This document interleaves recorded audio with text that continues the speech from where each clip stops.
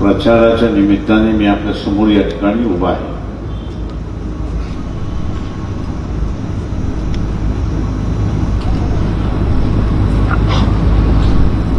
मी मंचकावरती बसलेल्या सगळ्यांची नावं घेत नाही का 20 मिनिटात शिल्लक राहिली.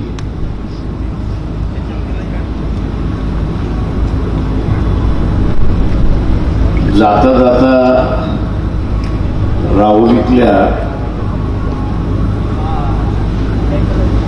ऊसाचा जो शेतकरी आहे त्याला असं आवाहन करतोय बघा, ज्या मतदारसंघात मी इलेक्शन लढतो तो असणारा कापसाचा मतदारसंघ. आंतरराष्ट्रीय भाव खालीवर झाले की मतदारसंघामध्ये शेतकऱ्याने आत्महत्या करायला सुरुवात. यावर्षी काही आत्महत्या झाली नाही आणि त्याचं सगळ्यात मोठं कारण की केंद्र सरकारकडून असणारा हमी भाव हा नुसता जाहीर करून घेतला नाही, तर केंद्रातली जी CCI आहे, कॉटन कॉर्पोरेशन ऑफ इंडिया, तेच कापूस खरेदी करतील असा असणारा निर्णय त्या ठिकाणी झाला आणि म्हणून असणारा शेतकऱ्याला असणारा 8,000 रुपये क्विंटल मिळतात अशी असणारी परिस्थिती. मध्यंतरी आपण सगळ्यांनी ऐकलं असेल आणि जाणीव असेल की मोदींनी असणारा अमेरिकेशी करारनामा केला आणि करारनामा करून त्यांनी असणारं शेतीचं जे क्षेत्र आहे की जे शेतीचं क्षेत्र भारतीय शेतकऱ्यांसाठी आरक्षित आहे ते आता आरक्षित नाही, तर ते आता अमेरिका आणि त्यांच्या असणाऱ्या मित्रासाठी त्यांनी खुलं केलं. म्हणजे परदेशामध्ये जे काही पिकल्या जातं ते आता भारतामध्ये यायला सुरुवात होईल. तुम्ही सगळेजण शेतकऱ्यांना माझं असणारं आव्हान आहे की अँड्रॉइड फोन तुमच्याकडे आहे, हा अँड्रॉइड फोनचा असणारा वापर करा. या अँड्रॉइड फोनवरती वापर केल्यानंतर ऊसाच्या शेतकऱ्याला ह्याची जाणीव आहे की सगळ्यात मोठी साखर जी आहे ती ब्राझील तयार करतो, मोलॅसिस सुद्धा तोच तयार करतो आणि ती साखर ब्राझीलमध्ये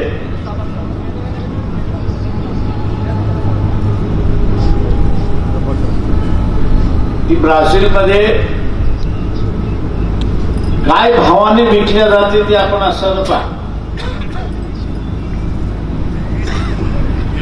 ब्राझीलमध्ये ती असणारी साखर 28 ते 30 रुपयांनी विकल्या जाते.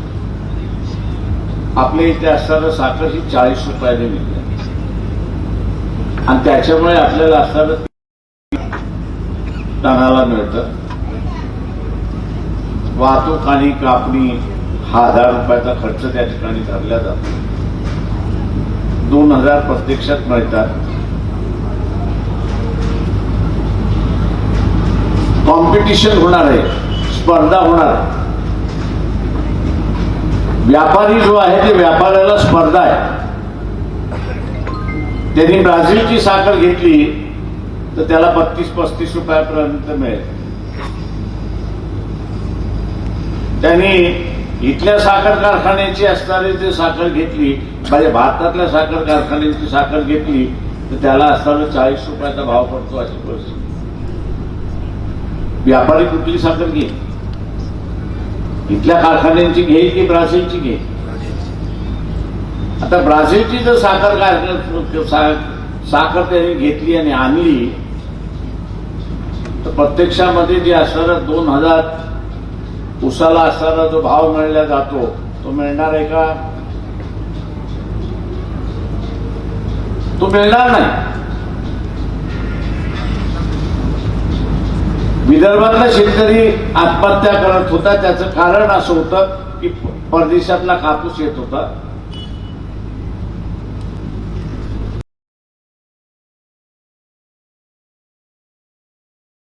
त्याच्याशी त्याची स्पर्धा होत नव्हती. म्हणून जगाच्या बाजारातून कापूस यायचा, त्याच भावामध्ये त्याला विकायला लागायचं. बँकेचं लोन फेडलं नाही, अमुक याचं कर्ज फेडलं नाही, म्हणून तो स्वतः आत्महत्या करायचा, अशी असणारी परिस्थिती. आपल्याला असणारी एक संधी आहे. हे जे पश्चिम महाराष्ट्रामध्ये कधी घडलं नाही, खानदेशमधल्या असणाऱ्या शेतकऱ्यांमध्ये कधी घडलं नाही की त्यांनी आत्महत्या कधी केली नाही. कारण का, तर त्याला परदेशाच्या मालाबरोबर स्पर्धा करण्याची गरज नव्हती. भारतीय बाजारपेठेमध्ये तो आपला माल त्या ठिकाणी विकू शकत होता. आता ही स्पर्धा मोदीने तयार केली. असं म्हणतात की एस्टीन फाईल मध्ये मोदींचं नाव आहे. 2-1 दिवसामध्ये तुम्हाला असणारा एक नवीन मोदी सारखा दिसणारा किंवा स्वतः मोदी असणारा रील तुम्हाला दिसेल.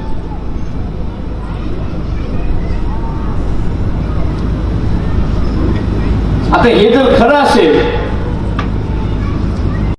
कोणी कोणाला ब्लॅकमेलिंग करू शकतो. आणि मोदीने जी सही केली आहे ती त्या एस्टीन फाईलमुळे सही केलेली आहे, हे आपण लक्षात घ्या. पण त्यांनी ऊसाच्या शेतकऱ्याचं आयुष्याशी खेळायचं ठरवलं.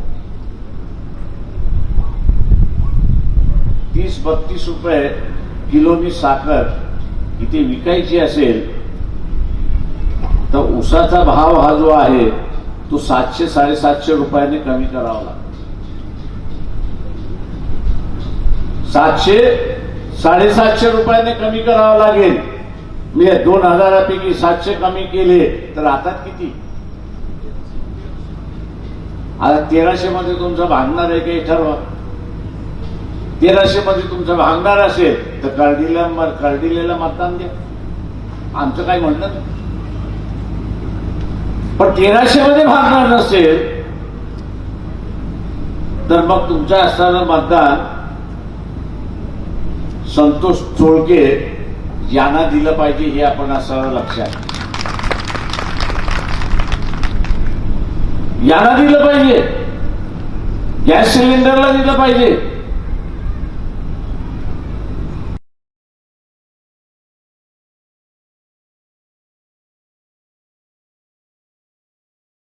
बाबासाहेबांनी सुद्धा नाकारला नाही. कुठला धर्म हा प्रत्येकाने त्या ठिकाणी ठरवतो.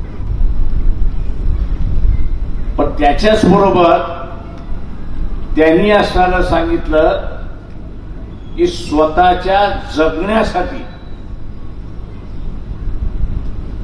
आनंदाने जगण्यासाठी कष्ट करण्याची गरज आहे, सतर्क राहण्याची गरज आहे आणि शहाणपणाने वागण्याची असणारी गरज आहे.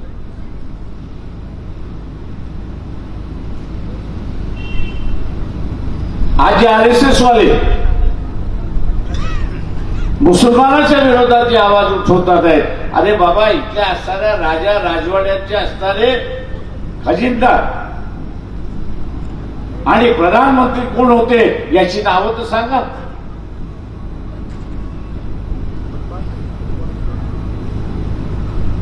हा जो फसवा फसवीचा जो खेळ चालला, याच्याला बळी पडू नका. नाही तर ते विदर्भाच्या शेतकऱ्यांनी 15 वर्ष भोगलं ते तुमच्या वाट्याला आल्याशिवाय राहणार नाही. आणि त्याचं कारण दुसरं तिसरं कोणी नाही तर आपणच आहोत, हे लक्षात घ्या. माणसं जागं करायला आली, माणसं जागं करायला आली, माणसं शिकवायला आली, माणसं सांगायला लागली, अरे बाबा, ही माहिती आहे तू बघ आणि बघून ठरव. तर मी आंधळेपणाने धर्मावरती विश्वास ठेवला आणि माझ्या कुटुंबाचं वाटोळ झालं.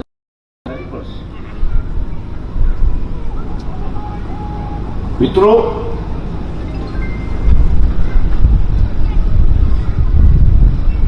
उद्या वाचायचं असेल ती इथे कोणतरी येऊन सांगतंय किंवा इथला मुसलमान बदमाश झाला, इथला ख्रिश्चन बदमाश झाला, इथला शीख बदमाश झाला, ही माणसं कालच आली का? हा समूह कालच भारतामध्ये आला का? गेले 1000 वर्ष हा माणूस इथे राहिलेला आणि 1000 वर्ष राहिल्यानंतर गोविंद असणारा गुन्हा गोविंदाने तो या ठिकाणी राहिला आणि आज अचानकपणे RSS म्हणायला लागलं की हा मुसलमान इथला बदमाश आहे, इथला ख्रिश्चन बदमाश आहे, इथला शीख बदमाश आहे. आणि आम्ही बिंदुकासारखे वागायला लागलो आणि त्याच्यावरती विश्वास ठेवायला लागलो.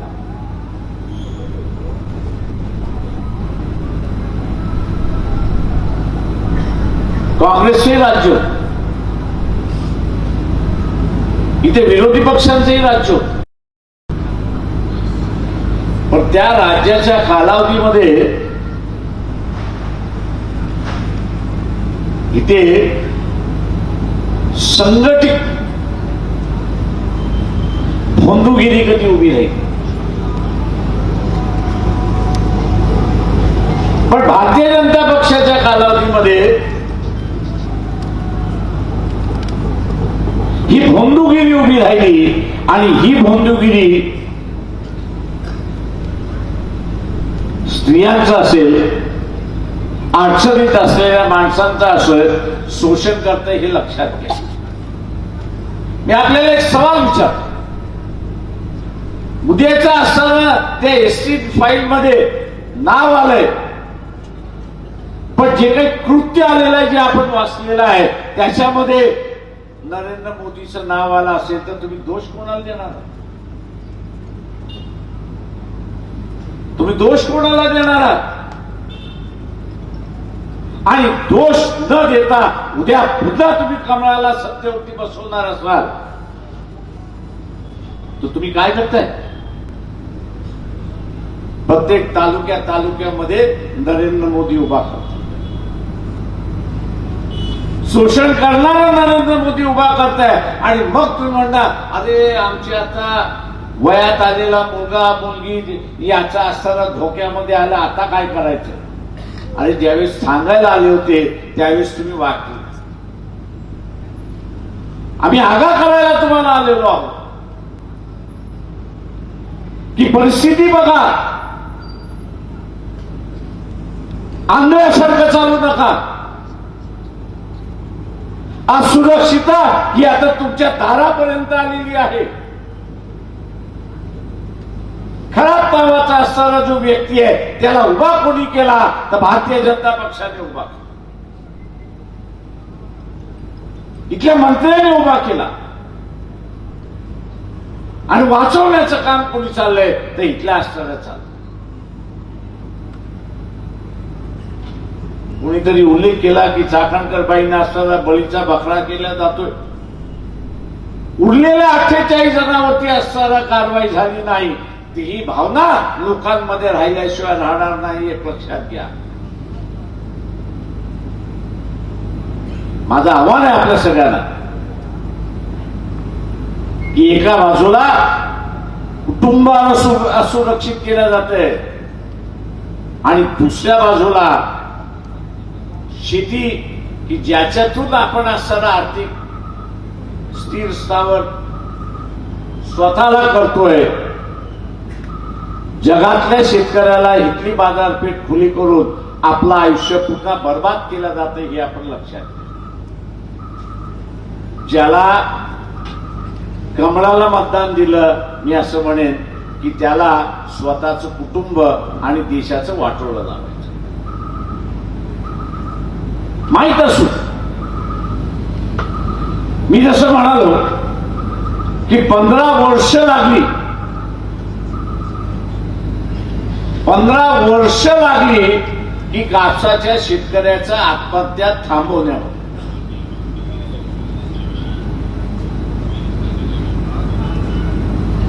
पंधरा वर्ष लागली कापसाच्या शेतकऱ्याचा आत्महत्या थांबवण्यामध्ये. उद्या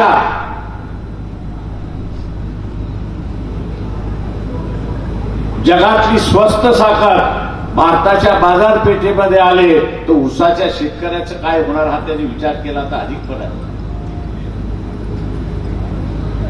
मित्रो,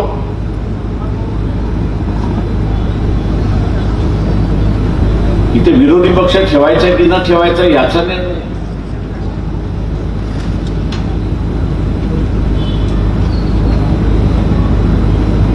आज विरोधी पक्ष शिल्लक राहिलेला नाही.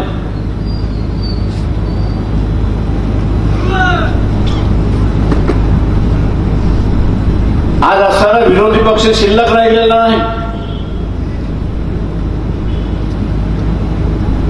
बारामती काँग्रेस लढत नाही आणि राहुरीमध्ये सुद्धा लढत नाही.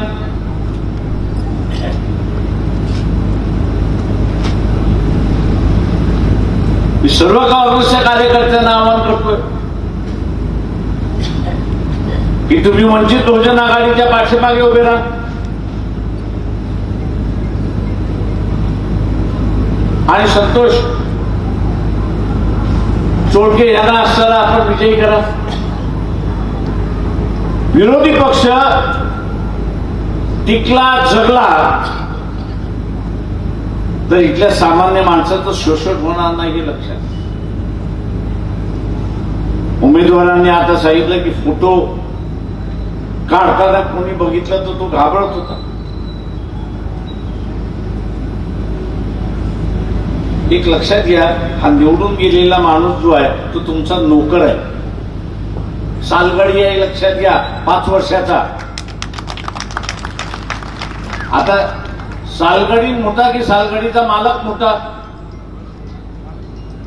आज मग तुम्ही मालक आहात ना, तुम्ही मालक असताना सालगड्याला कशाला भिताय?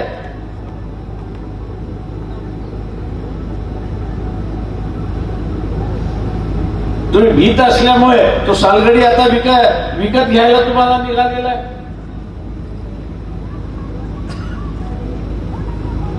उद्या परवापासून असणारा थैली खोलायला सुरुवात होईल. हॉटेल खोलली.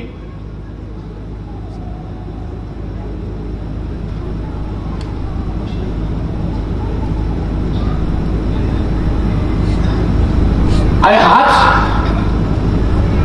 जो निधी वाटप केला जाईल, 10-12 कोटीचा असणारा निधी जो वाटप केला जाईल, तोच कदाचित या बंद कारखान्याला पुन्हा चालू करण्यासाठी लावला असता तर इथे असणारा 700-800 पोरं कामाला लागली असती की नाही? 1000 जण तरी डायरेक्ट कारखान्यामध्ये कामाला लागली असती की नाही? गाड्या घोड्या अमुक असं लागलेला असेल की नाही? पण तुमच्या हातामध्ये खडकू द्यायचा नाही. तुम्ही स्वतःच्या पायावरती उभं राहिलं पाहिजे असं नाही. तर इथल्या असणारा हा जो सालगडी आहे,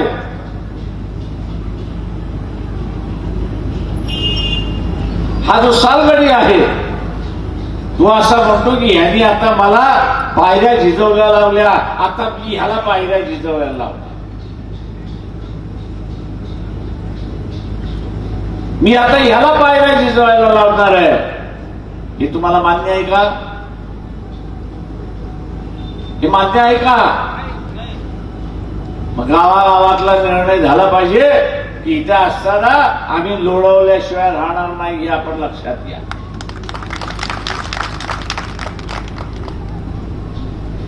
मित्रो, आज विरोधी पक्षाचा असणारा आवाज महाराष्ट्रापुरतं बोलायचं झालं तर फक्त वंचित बहुजन आघाडी शिल्लक आहे. उरलेले सगळे म्याव झालेले आहेत. उरलेले सगळे म्याव झालेले आहेत का त्यांच्या फायली खोलून बसलेले आहेत आणि त्यांना भीती दाखवल्या जाते. ईडीची चौकशी केल्या जाईल आणि जेलमध्ये टाकल्या जाईल. तो म्हणतो जेलमध्ये जाण्यापेक्षा आपल्या घरी बसलेलं बरं. माझं आव्हान आहे इथल्या शेतकऱ्याने आपला स्वतःचा उद्योग, कारखानदार जसा आपला स्वतःचा उद्योग वाचवण्यासाठी धडपड करत असतो, तो प्रॉफिट मध्ये आणण्यासाठी, नफ्यामध्ये आणण्यासाठी धडपड करत असतो, तशा रीतीने हा शेती सुद्धा उद्योग आहे आणि हा शेती उद्योग वाचवण्यासाठी जो आपलं वाटोळं करायला निघालेला आहे त्याचं मी वाटोळं केल्याशिवाय राहणार नाही, हे वाक्य आपल्या त्या ठिकाणी असतात. इथल्या मुस्लिमांना SIR म्हणजे स्पेशल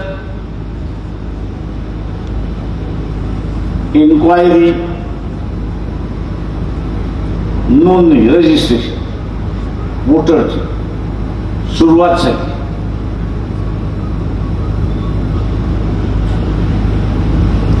एक पॅसिव्ह म्हणजे तुम्हाला न कळता मॅपिंग चाललेली आहे आणि ती संपली की मग ऍक्टिव्ह मॅपिंग त्या ठिकाणी सुरुवात आहे.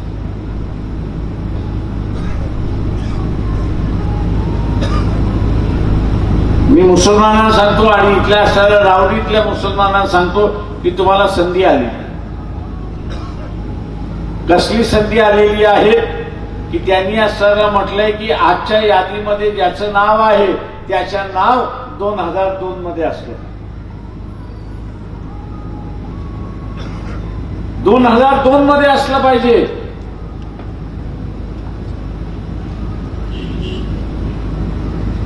आपण सगळे नावं लावत असताना आपलं स्वतःचं नाव लावतो, आपल्या वडिलांचं नाव लावतो, काही जण वडिलांचं आईचं नाव लावतात आणि आडनावं लावतात. त्याच्यामुळे ते सोपं जातं. पण मुसलमानांमध्ये तशी प्रथा नाही. त्याचं स्वतःचं नाव असतं, बापाचं नाव असतं, पण अजून 2-4 नावं असतात आणि मग सय्यद रही खान, रमीन खान, अमुक तमुक तसं असतं. एकही त्याच्यामध्ये बदललं तर हा बांगलादेश मधून आले आणि त्याच्यावरती पुल्ली मारतात. इथल्या ख्रिश्चनांना आणि मुसलमानांना की तुम्हाला असं संधी आलेली आहे. या स्पेशल ड्राईव्ह मधनं वाचण्याची संधी आलेली आहे. या पोटनिवडणुकीमध्ये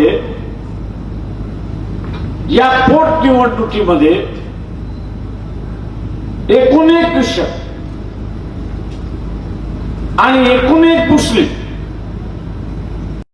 यांनी असताना मतदान केलं. तर त्याच्याकडे पुरावा लागतो की मी पोटनिवडणुकीमध्ये मतदान केलेलं आहे आणि हा माझा असणारा पुरावा. ज्यांनी मतदान केलं तो SIR मध्ये वाचला.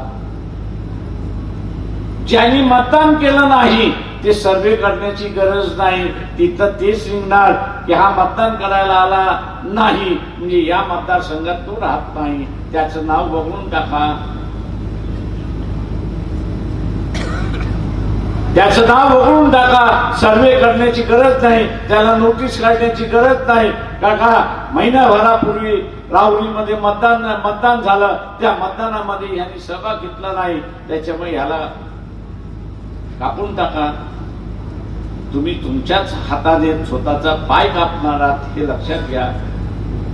आणि म्हणून इथला मुसलमान जो आहे, इथला ख्रिश्चन जो आहे की ज्याच्यावरती टांगती तलवार आहे, पश्चिम बंगालमध्ये 92 लाख मतं कापण्यात आली. मला महाराष्ट्राचे जे आकडे मला माहिती आहेत,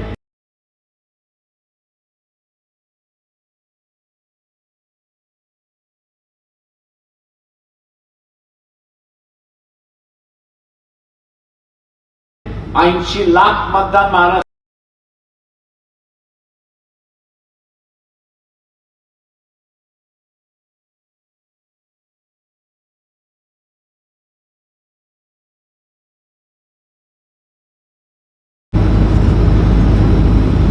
$1,05,000 कोटीचं असणारं सोनं, मी म्हणत नाही की रिझर्व्ह बँकेचा गव्हर्नर म्हणतोय की गायब आहे.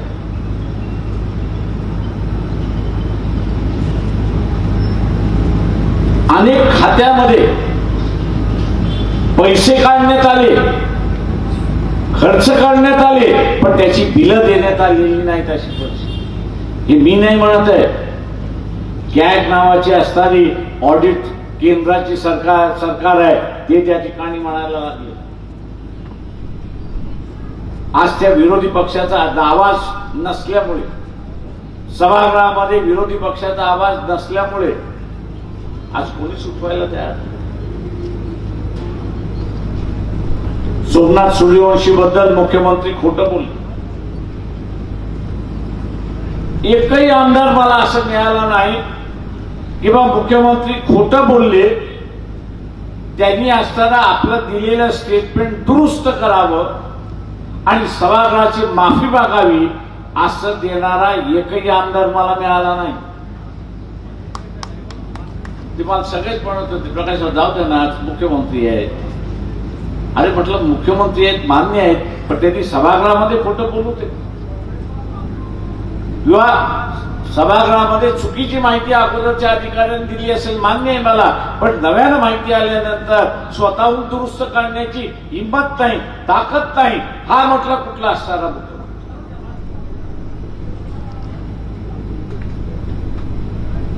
म्हटलं हे सभागृहाचं रेकॉर्ड उद्या अधिकृत रेकॉर्ड त्या ठिकाणी ठरवलं आणि 100 वर्षानंतर कोणी तपासेल तर मुख्यमंत्री सभागृहामध्ये म्हणतोय की तो हार्ट अटॅक मेलाय आणि पोस्टमॉर्टम रिपोर्ट असं म्हणतंय आणि कोर्ट त्याच्यावरती विश्वास ठेवून म्हणतंय की त्याच्या नसा तुटल्या म्हणून तो असणार नाही.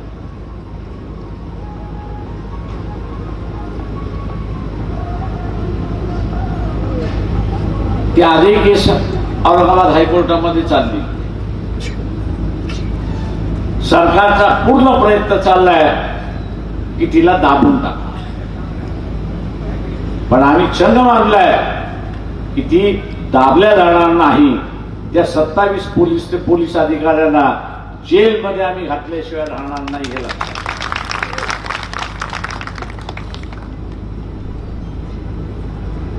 आम्ही आमच्या परीने लढत राहू, पण आपण लढणार आहात की नाही हा त्याच्यातला महत्वाचा भाग.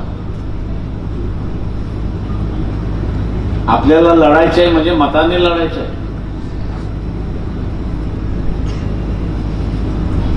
मताने त्या ठिकाणी लढायचं आहे. संतोष चोळके यांना मतदान देऊन आपण लढायचं आहे. ही जे घाबरणं चाललेलं जे आहे, मी मोदीला आता पाहिजे तेवढ्या शिवाय देतो, का मला पकडत नाही?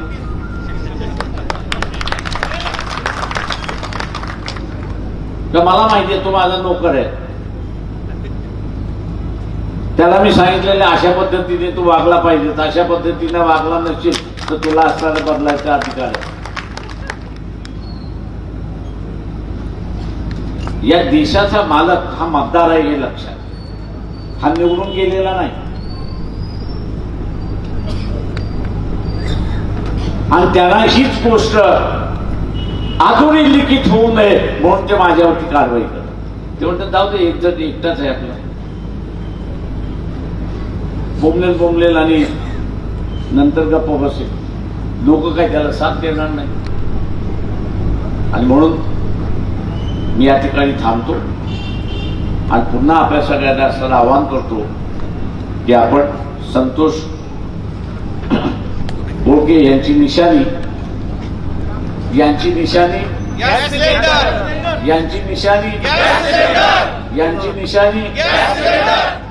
न घाबरता आपण मतदान द्या हे आवाहन करतो आणि आपली रजा घेतो. जय भीम. नमस्कार.